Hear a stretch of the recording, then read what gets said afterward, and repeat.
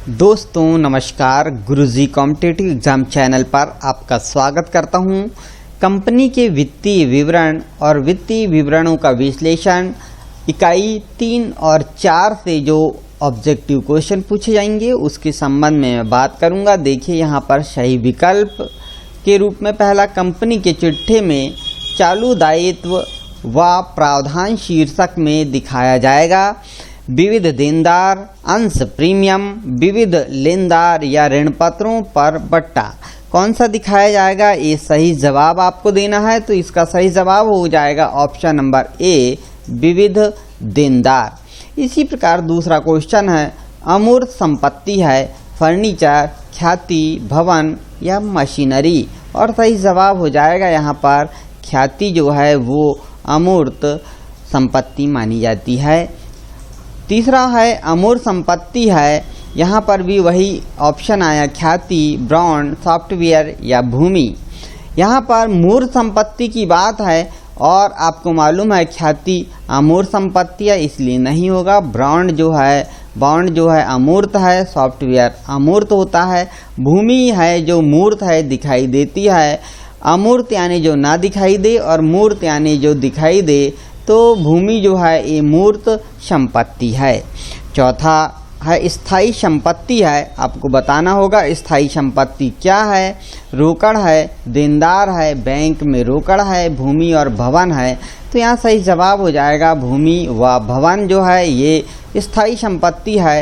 रोकड़ जो है ये चालू संपत्ति है, बैंक में रोकड़ भी चल संपत्ति है, देनदार भी चल संपत्ति है। अर्थात चल संपत्ति वे संपत्तियां होती है जो एक वर्ष के अंदर जिन्हें रोकड़ में परिवर्तित कर दिया जाता है। अब देखिए अगला, वित्तीय विवरण के निर्वचन में शामिल होता है आलोचना तथा विश्लेषण, तुलना एवं अभिवृत्ति अध्ययन, निष्कर्ष निकालना या उपरोक्त सभी। और 5 का सही जवाब हो जाएगा डी, उपरोक्त सभी जो है ये वित्तीय विवरण के निर्वचन में शामिल होते हैं। अगला है, वित्तीय विवरणों की तुलना व्यवसाय की कौन सी प्रवृत्ति को इंगित करती है। तो यहाँ पर लाभदायकता को, वित्तीय स्थिति को, निष्पादन क्षमता को या उपरोक्त सभी को। और 6 का सही जवाब हो जाएगा उपरोक्त सभी को। हम वित्तीय विवरण की तुलना व्यवसाय की प्रवृत्ति को इंगित करती है, चाहे वह लाभदायकता हो, वित्तीय स्थिति हो, निष्पादन क्षमता हो, ये सभी से हम व्यवसाय की तुलना करते हैं, वित्तीय विवरण को देखते हैं। अगला, किसमें वृद्धि होने से शुद्ध लाभ में वृद्धि होगी। व्यवसाय संचालन व्यय से, गैर संचालन व्यय से, संचालन आय से, गैर संचालन आय से। और यहाँ पर सही जवाब हो जाएगा ऑप्शन सी, संचालन आय से। 8वां है, किसमें परिवर्तन होने से उत्पादन लागत अपरिवर्तित रहेगी। मजदूरी से, आवक गाड़ी भाड़ा से, ईंधन से, बिक्री व्यय से। और सही जवाब यहाँ पर हो जाएगा बिक्री व्यय जो है इसमें परिवर्तन होने से उत्पादन लागत अपरिवर्तित रहेगी, क्योंकि उत्पादन में विक्रय व्यय का कोई रोल काल नहीं होता है। आगे देखते हैं, रिक्त स्थान की पूर्ति कीजिए। इसमें रहेगा आपको पहला, तुलनात्मक विवरणों को खाली स्थान भी कहते हैं, तो इसे समांतर विश्लेषण भी कहते हैं। इसका नाम जो है तुलनात्मक विवरण, इसे हम समांतर विश्लेषण के नाम से भी जानते हैं। दूसरा, समरूप विवरणों को खाली स्थान भी कहते हैं, तो इसे लंबवत विवरण भी कहते हैं, लंबवत विवरण भी कहते हैं। ऐसा ही किसी वित्तीय वर्ष के मध्य दिए गए लाभांश को खाली स्थान कहा जाता है, तो उसे हम अंतरिम लाभांश भी कहते हैं, उसे हम अंतरिम लाभांश भी कहते हैं। इसी प्रकार देखिए, चालू वर्ष का प्रस्तावित लाभांश जो है खाली स्थान दायित्वों में शामिल किया जाता है, तो चौथे का सही जवाब हो जाएगा आकस्मिक दायित्वों में शामिल किया जाता है। 5वां, वित्तीय विवरण में खाली स्थान सूचनाएं होती है, तो वित्तीय विवरण जो होता है इसमें कौन सी सूचनाएं होती है, तो सिर्फ मौद्रिक सूचनाएं इसमें होती है, क्योंकि मुद्रा में जिन चीज़ों का लेखा किया जाता है उसे ही वित्तीय विवरण में लिखते हैं। अगला, चिट्ठी में स्थायी संपत्तियों को खालिस्तान घटाकर दिखाया जाता है।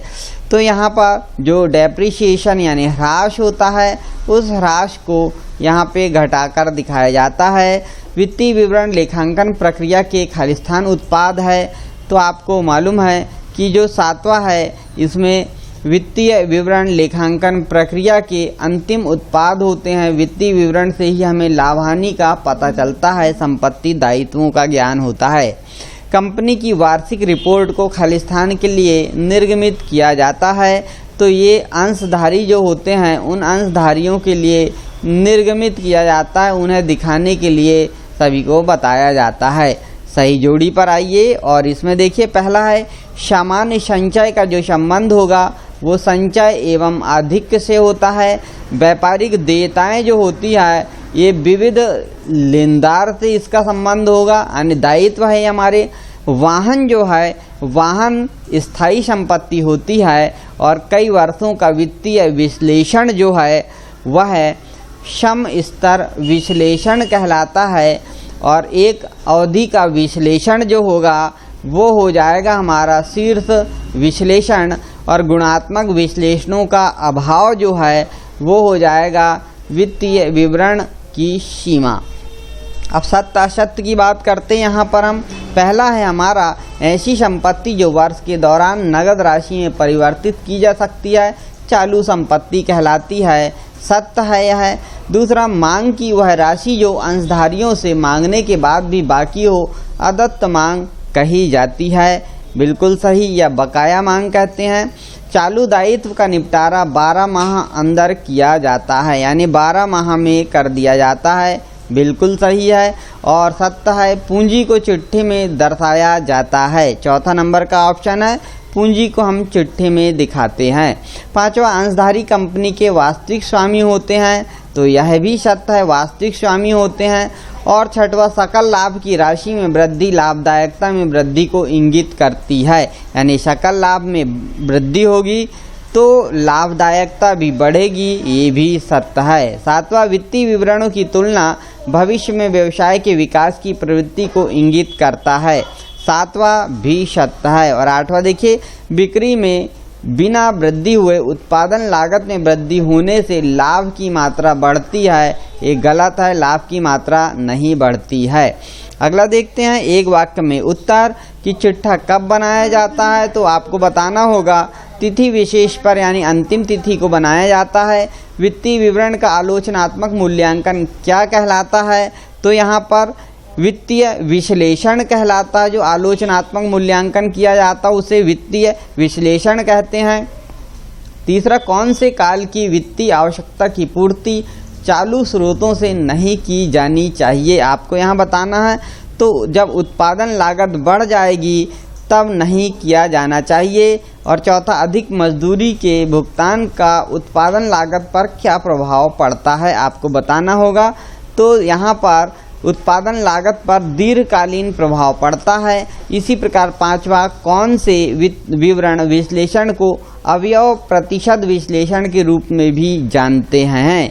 तो यहाँ पर देखिए, सम आकार जो विश्लेषण होता है इसे जानते हैं। और किस बिंदु पर कुल लागत कुल बिक्री के बराबर होती है, तो इसे हम सम विच्छेद बिंदु के नाम से जानते हैं, सम विच्छेद बिंदु पर बराबर होती है। तो ये थे हमारे ऑब्जेक्टिव क्वेश्चन। आज की इस वीडियो में इतना ही, मिलते हैं नेक्स्ट वीडियो में नई जानकारी के साथ। यदि आप पहली बार हमारे चैनल पर आए हैं तो हमारे चैनल को सब्सक्राइब करना ना भूलें और अपने दोस्तों को शेयर करें, जिससे अधिक से अधिक विद्यार्थियों तक यह वीडियो पहुंच सके। आज के लिए इतना ही, नमस्कार।